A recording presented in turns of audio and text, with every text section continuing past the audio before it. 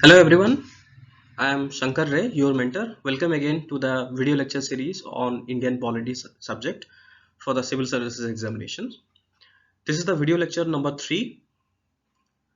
For those who have not referred to the previous lectures, I have already discussed in the video lecture the topics which I am going to cover. In the lecture number 2, I have discussed the historical underpinnings and the features of Indian Constitution. I will suggest you people to go to the previous videos to also have a better understanding of the subsequent lectures. Let us start. Now this is the video lecture number 3. As I have already highlighted, I am going to discuss the Indian Constitution, provisions and the basic structure. This will be today's topic of discussion. And for the reference books, I have already highlighted. Here I have mentioned those reference books: M. Lakshmikant, D.D. Basu and Dr. B.L. Faria. So without waiting much, let us start and straight to the topic. The topic of the first Indian Constitution and its provisions we are going to discuss.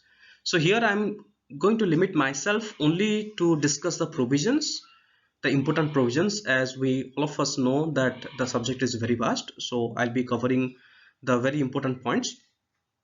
Now, in the Indian Constitution of the various parts, this is a part 5, the Union, the part 6, the state, the part 5, chapter number 1, which primarily refers to the Union Executive.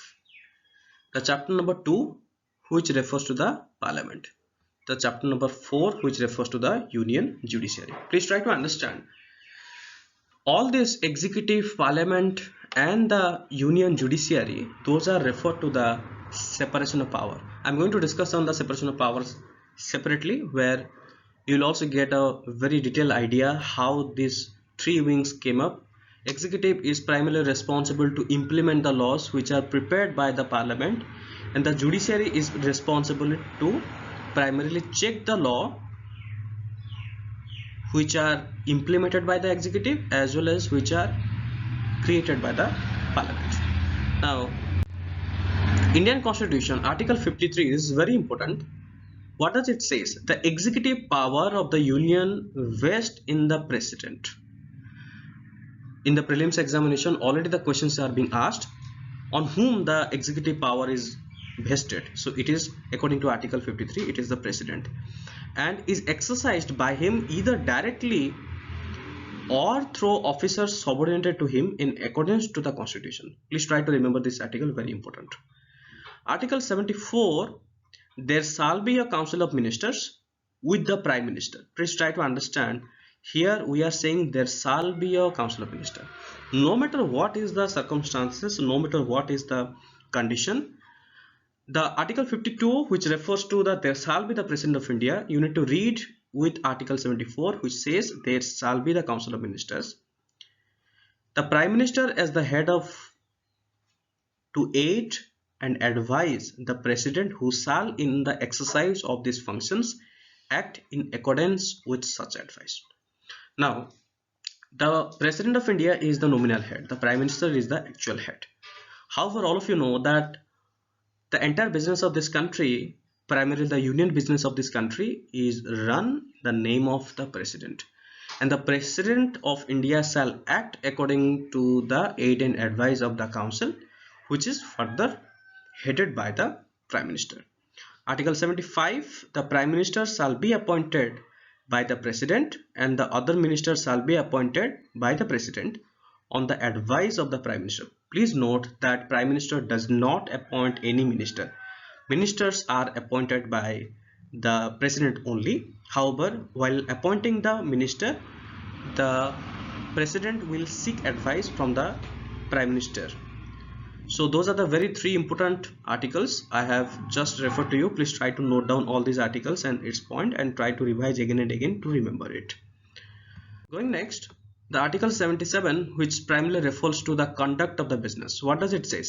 77 clause number 1, it says all the executive actions of the government of India shall be expressed to be taken in the name of the President. Just a couple of few seconds before I have highlighted the President of India is the nominal head, and all the union or all the executive actions of the government shall be taken in the name of the president.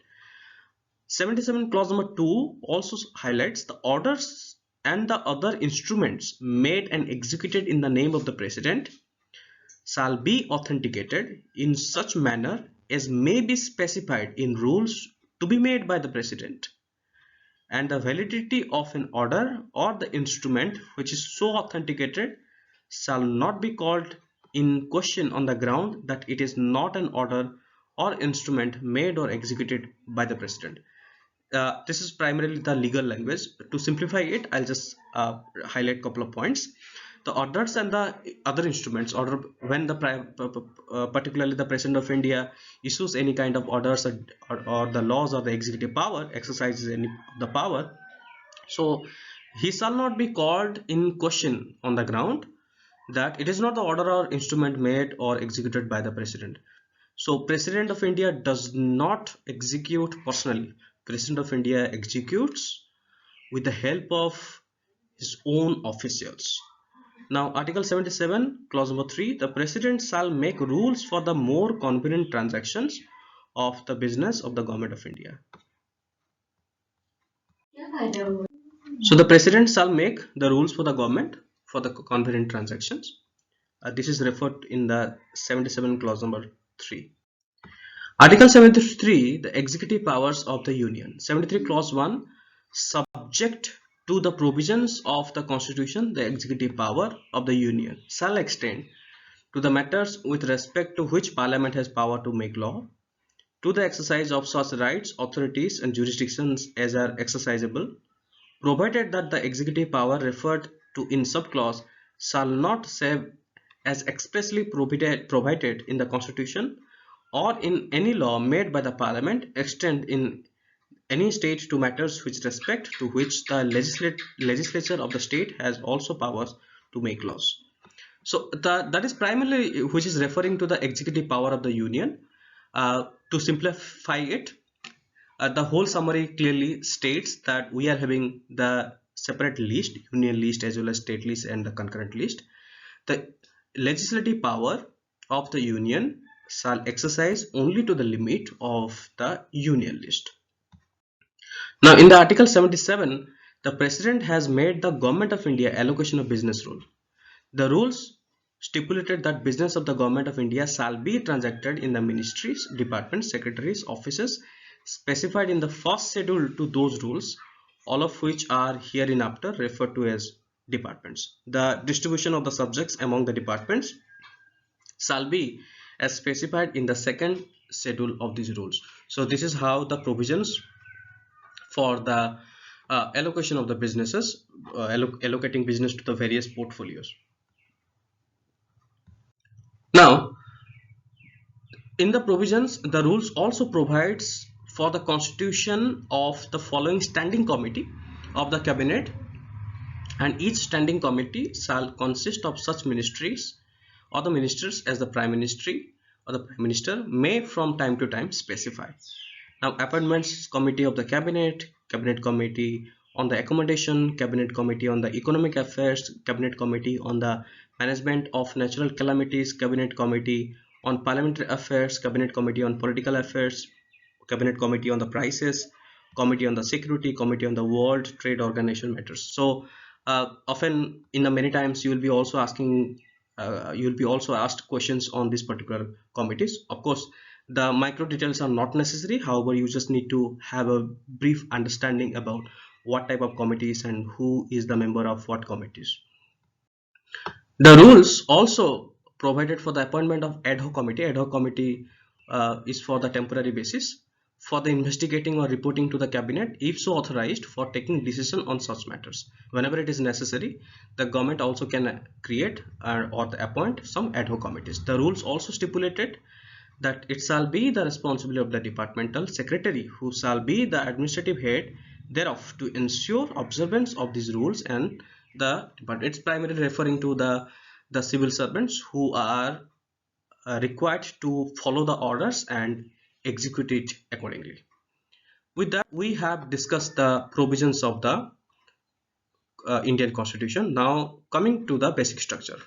You need to understand, for the first time the basic structure concept originated with the very famous case of Kesavananda Bharati versus State of Kerala, 24 April 1973 case, where the Supreme Court of India for the first time has highlighted Indian constitution has certain basic structure. Basic structure are primarily, like for example, the foundations of a house. If you break the foundation, the entire building will collapse.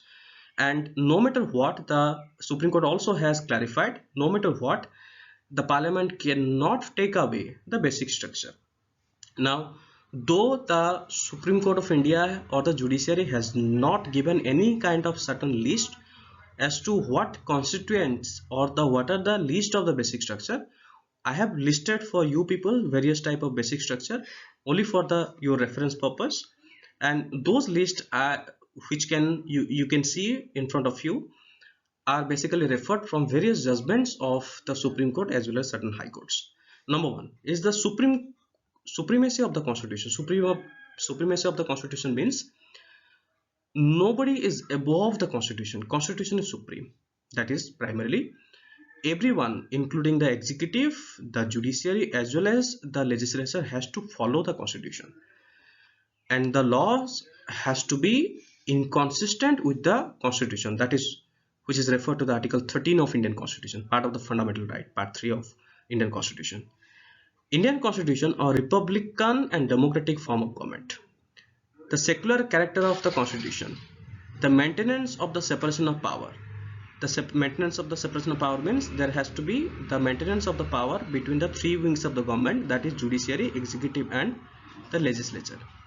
The federal character of the constitution. Federal character means the union and the state and their interrelations.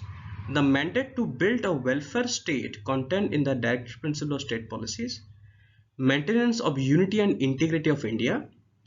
The sovereignty of the country. Sovereignty means completely owned by the country, and the decision is taken by the country itself without any influence. The sovereignty of India, the provisions of social, economical, political justice, which is also mentioned in the preamble of our constitution. The liberty of thoughts, expression, belief, faith and worship, this is also referred in our preamble. Equality of status and opportunity, rule of law and judicial review. Please try to remember all these points, all these basic structure which I have mentioned for all of you. These are the list which is not given by the any of the authority. This we are trying to understand from the various judgment of the Supreme Court or the high courts. And if you look at the entire list and if you try to delete any of the item, then primarily the foundation will break down. And the foundation, when I say the foundation of our entire country, so all the points whichever I have mentioned are necessary to build our country. So the Supreme Court of India has clarified, no matter what, the parliament cannot take away the basic structure while promulgating any law. With that, we have completed the particular features as well as the basic structure in this particular video lecture number 3. I hope you have learned and enjoyed this video. If you are having any kind of question or any kind of query, please do let me know. Please contact me. I'm looking forward to see you again. Thank you so much.